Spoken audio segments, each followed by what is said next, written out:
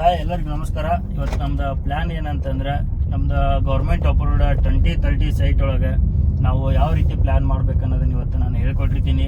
ಇದ್ರೊಳಗೆ ಏನು ಡಿಫ್ರೆಂಟ್ ಆಗೈತೆ ಅಂದ್ರೆ ಈಸ್ಟ್ ಸೈಡ್ ನಮ್ದು ಫೇಸಿಂಗ್ ಇದ್ದಾಗ ಸೈಟ್ ನಾವು ಈಸಿಯಾಗಿ ಪ್ಲ್ಯಾನ್ ಮಾಡ್ಕೋಬೋದು. ಸೌತ್ ಸೈಡ್ ಇದ್ದಾಗ ಸ್ವಲ್ಪ ನಮ್ಗೆ ಕಾಂಪ್ಲಿಕೇಶನ್ಸ್ ಬರ್ತಾವೆ. ಯಾವ ರೀತಿ ಬರ್ತಾವೆ ಅಂತಂದ್ರೆ ಇದ್ರೊಳಗೆ ನಾವು ಸೌತ್ ಸೈಡ್ ರೋಡ್ ಅಂದ್ರೆ ದಕ್ಷಿಣ ದಿಕ್ಕಿಗೆ ರೋಡ್ ಇದ್ದಾಗ ಯೂಶಲಿ ನಾವು ಈಸ್ಟ್ ಸೈಡ್ ನಾವು ಏನು ಮಾಡಿರ್ತೀವಿ ಅಂದ್ರೆ ಮೇನ್ ಡೋರ್ ಪ್ರೊವೈಡ್ ಮಾಡಿರ್ತೀವಿ.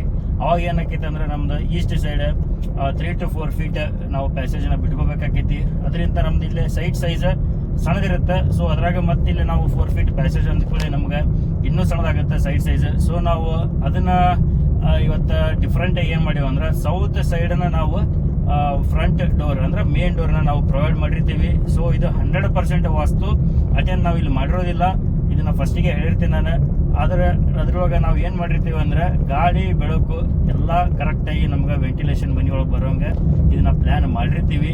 ವಾಸ್ತು ಇದ್ರೊಳಗೆ ಇರುತ್ತೆ, ಬಟ್ 100% ನಾವು ಅಟೆಂಡ್ ಮಾಡಿರೋದಿಲ್ಲ. ಸೊ ಯಾವ ರೀತಿ ನಾವು ಚೇಂಜಸ್ ಮಾಡ್ಕೋಬಹುದು ಅನ್ನೋದನ್ನ ನಾನು ಇದ್ರೊಳಗೆ ಹೇಳಿರ್ತೀನಿ.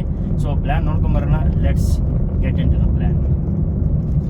Hi, welcome to the plan. ಇವತ್ತು ಪ್ಲ್ಯಾನ್ ಏನಂದ್ರೆ ನಮ್ದು 2030 ಸೈಟ್ ಸೈಜ್ ಐತಿಲ್ಲ. Usually government approved 2030 site size ಇದ್ದಾಗ ಆಮೇಲೆ ಸೌತ್ ಫೇಸಿಂಗ್ ಇದ್ದಾಗ ಯಾವ ರೀತಿ ಪ್ಲ್ಯಾನ್ ಮಾಡಬಹುದು ನಾವು ಡಿಫ್ರೆಂಟ್ ಆಗಿ ಅನ್ನೋದನ್ನ ನಾನು ಇವತ್ತಿಲ್ಲೇ ತೋರಿಸ್ಕೊಟ್ಟಿರ್ತೀನಿ. ಸೊ ಇದನ್ನು ಕಂಪ್ಲೀಟಾಗಿ ನಾನು ಎಕ್ಸ್ಪ್ಲೇನ್ ಮಾಡೋಕ್ಕಿಂತ ಮುಂಚೆ ಇದರದ್ದು ಬಿಲ್ಟಪ್ ಒಂದ್ಸಲ ನೋಡ್ಕೊಂಬಿಡೋಣ. ಅಗಲಕ್ಕೆ ನಮ್ದು 20 ಫೀಟ್ ಐತಿ, ಉದ್ದಕ್ಕೆ 30 ಫೀಟ್ ಐತಿ. ಆಮೇಲೆ ನಮ್ದು ಬಿಲ್ಟಪ್ ಏರಿಯಾ ಎಷ್ಟೈತೆ ಅಂದ್ರೆ ನಮ್ದು ಅಗಲಕ್ಕೆ 16 ಫೀಟ್ ತೊಗೊಂಡಿರ್ತೀವಿ, ಉದ್ದಕ್ಕೆ 24 ಫೀಟ್ 9 ಇಂಚ್ ನಾವು ಬಿಲ್ಟಪ್ ತೊಗೊಂಡಿರ್ತೀವಿ. 2030 ನಮ್ದು ಸೈಟ್ ಏರಿಯಾ ಆಗಿರುತ್ತೆ. ಸೊ ನಾವೀಗ ಕಂಪ್ಲೀಟ್ ನೋಡೋದಾದ್ರೆ ಫಸ್ಟ್ ಝೂಮ್ ಇನ್ ಮಾಡ್ತೀನಿ.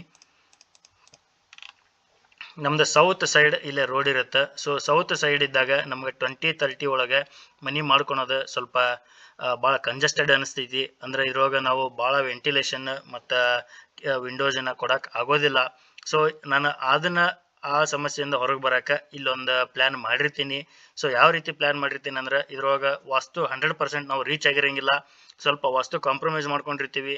ಸೊ ನಾವು ಪೂರ್ತಿ ಕಾಂಪ್ರಮೈಸ್ ಆಗಿರೋಂಗಿಲ್ಲ, ಸ್ವಲ್ಪ ಅಷ್ಟೇ ಕಾಂಪ್ರಮೈಸ್ ಆಗಿರ್ತೀವಿ. ಯಾವ ರೀತಿ ನಾವು ಕಾಂಪ್ರಮೈಸ್ ಆಗಿರ್ತೀವಿ, ಯಾವ ರೀತಿ ಅದನ್ನು ನಾವು ಚೇಂಜ್ ಮಾಡ್ಕೋಬೋದು ಅನ್ನೋದನ್ನ ಇಲ್ಲೇ ತೋರಿಸ್ಕೊಡ್ತೀನಿ. ಸೊ ಇದನ್ನು ಕಂಪ್ಲೀಟಾಗಿ ಒನ್ ಬೈ ಒನ್ ಎಕ್ಸ್ಪ್ಲೇನ್ ಮಾಡ್ತೀನಿ ನಾನೀಗ. ಇಲ್ಲೇ ನಮ್ದು ಮೇನ್ ರೋಡ್ ಸೌತ್ ಫೇಸಿಂಗ್ ಅಂದರೆ ದಕ್ಷಿಣಕ್ಕೆ ಇರುತ್ತೆ. ಸೊ ಗೇಟ್ ಕೂಡ ನಾವು ಇಲ್ಲೇ ದಕ್ಷಿಣಕ್ಕೆ ಪ್ರೊವೈಡ್ ಮಾಡಿರ್ತೀವಿ. ಅದೇ ರೀತಿ ಮೇನ್ ಡೋರ್ ಕೂಡ ನಾವಿಲ್ಲೇ ಸೌತ್ ಅಂದರೆ ದಕ್ಷಿಣಕ್ಕನ್ನು ಪ್ರೊವೈಡ್ ಮಾಡಿರ್ತೀವಿ.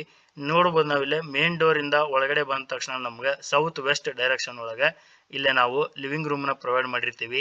ಇದು ಯಾವ ದಿಕ್ಕು ನಾವು ಇದನ್ನ ಪ್ರೊವೈಡ್ ಮಾಡಿರ್ತೀವಿ ಅಂದ್ರೆ ಇಲ್ಲೇ ನಮ್ದು ವಾಸ್ತು ಪ್ರಕಾರ ಹೋದ್ರೆ ನಮ್ದು ಇಲ್ಲೇ ಮಾಸ್ಟರ್ ಬೆಡ್ರೂಮ್ ಬರ್ಬೇಕು. ಸೊ ಅದರದ್ದು ನಾವು ಇಲ್ಲೇ ಮಾಸ್ಟರ್ ಬೆಡ್ರೂಮ್ ಬದಲಿ ನಾವಿಲ್ಲೇ ಲಿವಿಂಗ್ ರೂಮ್ನ ಪ್ರೊವೈಡ್ ಮಾಡಿರ್ತೀವಿ.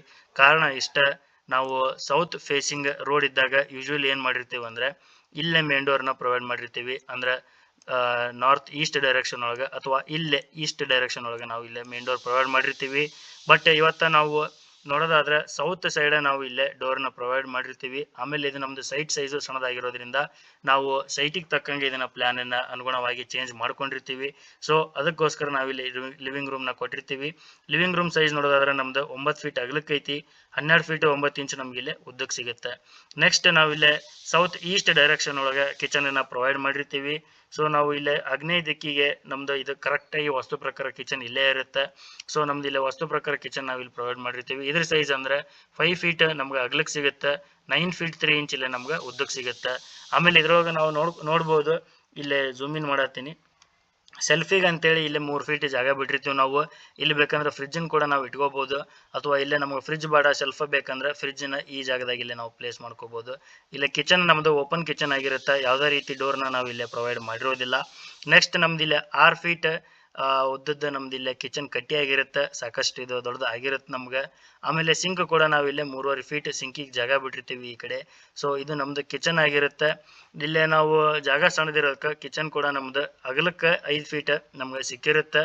ಸೊ ನೆಕ್ಸ್ಟ್ ನಾವಿಲ್ಲೇ ನೋಡ್ಬೋದು ಪೂಜಾ ರೂಮ್ದು ನಾವಿಲ್ಲೇ ಪ್ರೊವೈಡ್ ಮಾಡಿರ್ತೀವಿ. ಪೂಜಾ ರೂಮ್ ಸೈಜ್ ನೋಡೋದಾದ್ರೆ ನಮ್ದು ಇಲ್ಲೇ 5 ಫೀಟ್ 6 ಇಂಚ್ ನಮ್ದು ಇಲ್ಲೇ ಅಗಲಕ್ಕೆ ಸಿಗುತ್ತೆ, 3 ಫೀಟ್ ನಮ್ಗೆ ಇಲ್ಲೇ ಉದ್ದಕ್ಕೆ ಸಿಗುತ್ತೆ. ಇದು ಕೂಡ ವಾಸ್ತು ಪ್ರಕಾರ north east towards north east ಐತಿದೆ. ಸೊ ಇದು ಕೂಡ ವಾಸ್ತು ಪ್ರಕಾರ ಕರೆಕ್ಟ್ ಆಗೈತಿ. ನೆಕ್ಸ್ಟ್ ನಾವಿಲ್ಲೇ ನೋಡೋದಾದ್ರೆ ನಾರ್ತ್ ಈಸ್ಟ್ ಡೈರೆಕ್ಷನ್ ಅಂದ್ರೆ ನಾರ್ತ್ ಈಸ್ಟ್ ಒಳಗೆ ಪೂರ್ತಿ ನಾವು ಇಲ್ಲಿ ಒಂದು ಬೆಡ್ರೂಮ್ನ ಪ್ರೊವೈಡ್ ಮಾಡಿರ್ತೀವಿ. ಇದು ಏನು ಚೇಂಜ್ ಆಗ್ಬೋದಿತ್ತು ಅಂತಂದ್ರೆ ಈ ಬೆಡ್ರೂಮ್ ಮಾಸ್ಟರ್ ಬೆಡ್ರೂಮ್ ಇಲ್ಲೇ ಹಾಲ್ ಇದ್ದಲ್ಲಿ ಬರ್ಬೇಕಿತ್ತು. ಹಾಲ್ ನಮ್ದು ಇಲ್ಲೇ ಬೆಡ್ರೂಮ್ ಇದ್ದಲ್ಲೇ ಯೂಶಲಿ ಬರ್ತಿತ್ತು.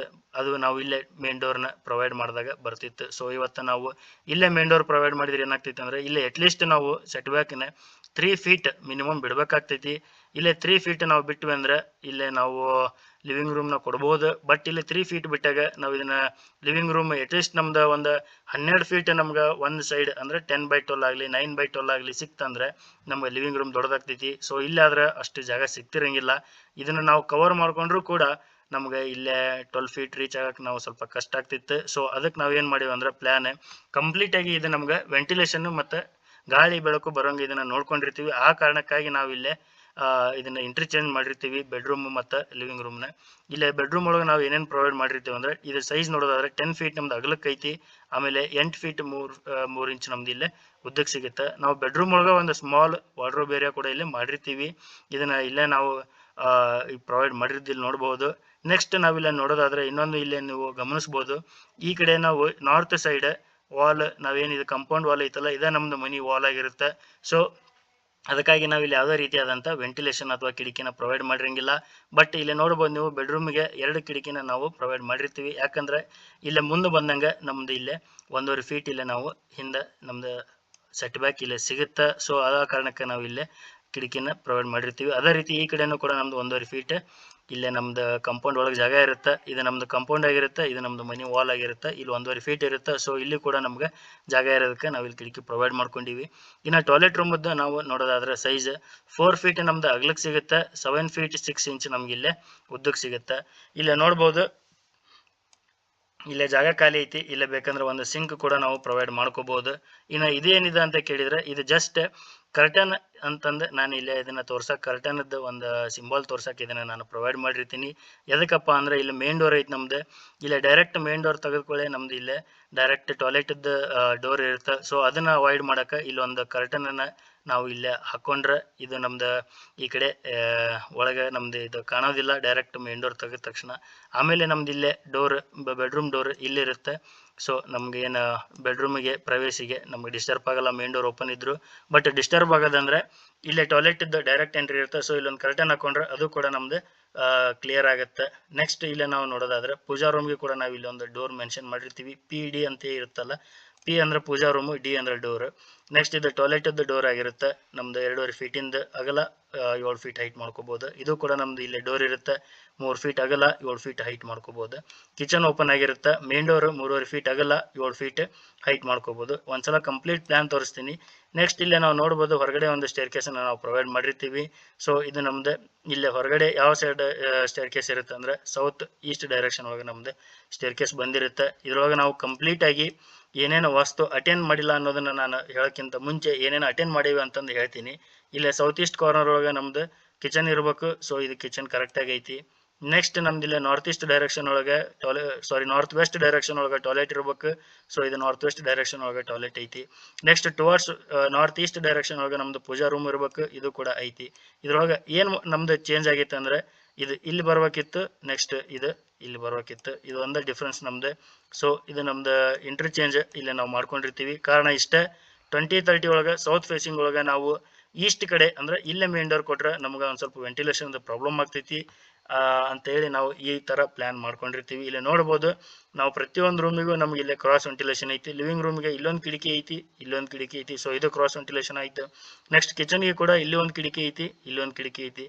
ಇದು ಕ್ರಾಸ್ ವೆಂಟಿಲೇಷನ್ ಆಯಿತು. ನೆಕ್ಸ್ಟ್ ಬೆಡ್ರೂಮಿಗೆ ಸೇಮ್ ಇಲ್ಲಿ ಕ್ರಾಸ್ ವೆಂಟಿಲೇಷನ್ ನಮ್ಗೆ ಬರುತ್ತೆ. ಸೊ ಇಲ್ಲಿ ಗಾಳಿ ಬೆಳಕು ಕರೆಕ್ಟಾಗಿ ಬರಲಿ ಅನ್ನೋ ಕಾರಣಕ್ಕೆ ನಾವು ಈ ಸೈಡ್ ಫೇಸಿಂಗ್ ಮಾಡ್ಕೊಂಡಿರ್ತೀವಿ. ಸೊ ಇದು ಪ್ಲ್ಯಾನ್ ಕೂಡ ನಾವು ಎಕ್ಸಿಕ್ಯೂಟ್ ಮಾಡ್ಕೋಬೋದು. ಇಫ್ ಇನ್ ಕೇಸ್ ನಮ್ಗೆ ವಾಸ್ತು ಒಳಗೆ ಕಾಂಪ್ರಮೈಸ್ ಆಗೋದಿತ್ತು ಅಂದರೆ ಇದು ಪ್ಲ್ಯಾನ್ ನಾವು ಎಕ್ಸಿಕ್ಯೂಟ್ ಮಾಡ್ಕೋಬೋದು. ಸೊ ಇದೇ ರೀತಿ ಡಿಫ್ರೆಂಟ್ ಆಗಿರೋ ಪ್ಲ್ಯಾನ್ಸ್ನ ನೋಡೋಕ್ಕೆ ನಮ್ಮ ಚಾನಲ್ಗೆ ಸಬ್ಸ್ಕ್ರೈಬ್ ಆಗಿರಿ. ಆದಷ್ಟು ಈ ಪ್ಲ್ಯಾನನ್ನು ನಿಮ್ಮ ಫ್ರೆಂಡ್ಸ್ ಆ್ಯಂಡ್ ಫ್ಯಾಮಿಲಿ ಜೊತೆ ಶೇರ್ ಮಾಡ್ಕೊಳ್ರಿ. ಅದು ಅವ್ರಿಗೆ ಯೂಸ್ ಆಗ್ಬೋದು ಅಂತ ಹೇಳ್ತಾ ಇವತ್ತಿನ ಪ್ಲ್ಯಾನ್ ಎಂಡ್ ಮಾಡತ್ತೀನಿ. ಎಲ್ಲರಿಗೂ ಶುಭ ದಿನ. Take care.